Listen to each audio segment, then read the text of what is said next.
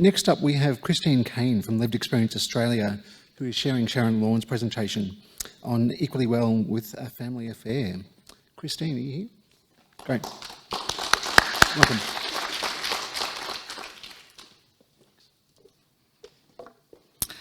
Hi everyone, so lovely to be here in person. My name's Kristine Caine, so I work and do most of the operational stuff at Lived Experience Australia. And I'm also the lead author of the research which we're going to be launching shortly that we've done in partnership with Equally Well around reviewing physical and mental health care in Australia. Unfortunately, Sharon couldn't be here today, thanks to flights being delayed and pushed back. She just couldn't make it in time, but she has entrusted me to share her story with you all, so please bear with me. The message about reduced life expectancy for people with severe mental ill health is clear. And the evidence that they're more likely to develop physical illness due to a combination of medication side effects, lifestyle, socioeconomic and system factors such as social stigma, lack of health service integration, and a lack of clarity about who's responsible for physical health monitoring is also clear. So the aim of this talk is really just to give you a sense of what this all means for the person and their family in real times, in their daily lives as they attempt to address the many physical and mental health issues that impact them, and the important role of families as holders of the history of who the person is and supporting their identity beyond the mental illness. So Sharon Lawn and her husband Michael have given permission for me to be able to share their story today, so I hope I can do it justice. So this story begins with two little boys. Sharon's husband Michael is the one that's sitting in the back, he's the quiet one, and his younger brother sitting in the front. His younger brother passed away last year in his early 50s from very much the issues that we're talking about today. This is the context or life that includes family violence, poverty, racism, sexual and physical abuse, strong and fierce commitment to family and culture. And the rugby, of course. Yes, that's the best and fairest for Auckland's medal in the corner. And with several All Blacks in the family and the odd Wallaby, it's been a life of great potential and also of great loss. It's therefore very much a life where the past and the present are both important in understanding the person and how they currently do self-care and view the physical health concerns and mental health, because the influence of the past is so pervasive and revisits the present often in memories, in grief, in loss, in paranoia and in trauma. Though interestingly, in their contacts with the GP and other healthcare providers, the past is glided over quickly, usually with a quick reference to things like, you look like you've played rugby.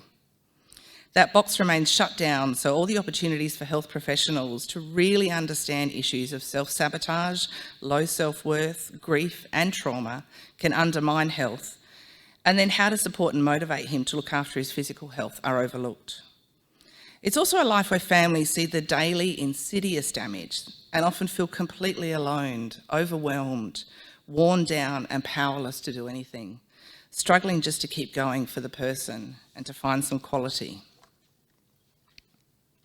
Sharon met her husband 20 years ago. He was homeless in the wilderness, had experienced at least 16 years of untreated psychosis.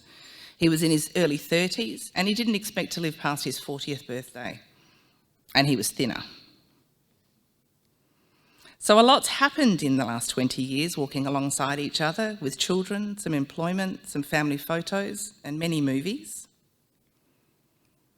He's now in his early 50s, and there have been several periods of hospitalisation for mental ill health, many medications for his mental health, and a very long list of accumulating diagnoses for his physical health.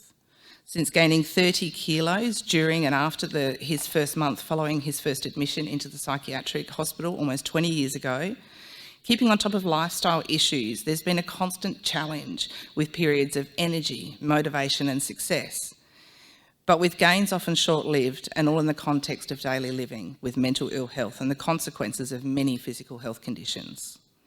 So most days involve him getting up, being consumed with smoking, going back to sleep, checking Facebook, spending the day with their family pet dog, and worrying about health. Windows of quality and hope include getting out a couple times a week to the local pool with an NDIS worker, someone to walk alongside when Sharon's not able to. GP visits are regular every fortnight for depot, with appointments for specialist psychiatry, cardiac, respiratory, sleep, dentistry, eye, physiotherapy, orthopaedic and renal. So it's fair to say there have been many health professionals involved in their lives. The GP attempts to promote positive health at regular intervals as a passing comment.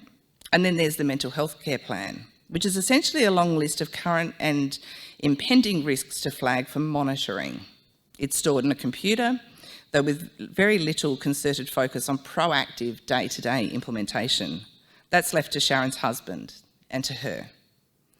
The plan is reviewed at regular intervals and largely unchanged other than to add further diagnosis.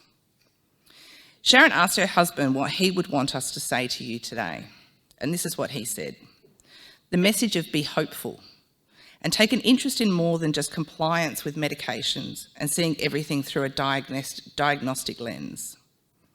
He also said, please try to understand more about what my day actually is like and ask me more about who I am, who I've been, and help me draw on that to help me stay motivated, to believe that I can do something about all these problems. Don't act like you've given up, that it's inevitable and too late. Walk alongside me and include my family. Talk openly with me about my self-esteem and help me grow that. It's complicated and the demons from the past are too easily ready to take over my present. My family help put all these pieces together when I'm too distressed or I just can't find the words. Make a living plan with me and my family, one that you and I can tangibly measure the small steps and progress to keep motivated and us all accountable.